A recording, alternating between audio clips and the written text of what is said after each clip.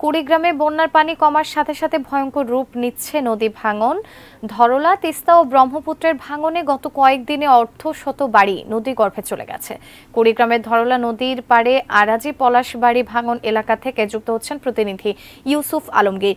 ইউসুফ, অর্ধশত বাড়ি কিন্তু নদী ভাঙনে আসলে চলে গেছে, তো এই মুহূর্তে আসলে কি পরিমাণ ক্ষয়ক্ষতি হয়েছে বা কোনো মানুষ নিখোঁজ হয়েছেন কিনা বা সার্বিক পরিস্থিতি কি সেখানে জানাবেন। ধন্যবাদ।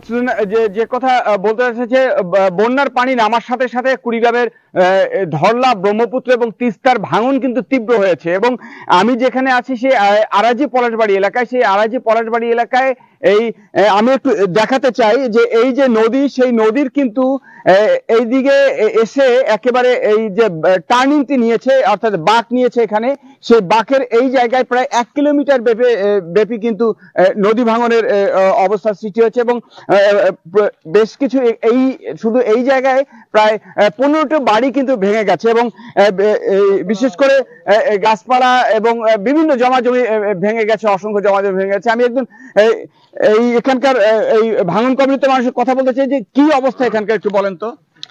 অবস্থা বলতে বিগত 3-4 বছর ধরে এই জায়গাটা শুধু ভাঙতে ভাঙতে আবাদি জমি এবং গাছপালা, তরুলতা এবং মানুষের বসত ভিটা বাড়ি সবাই ভেঙে যাচ্ছে।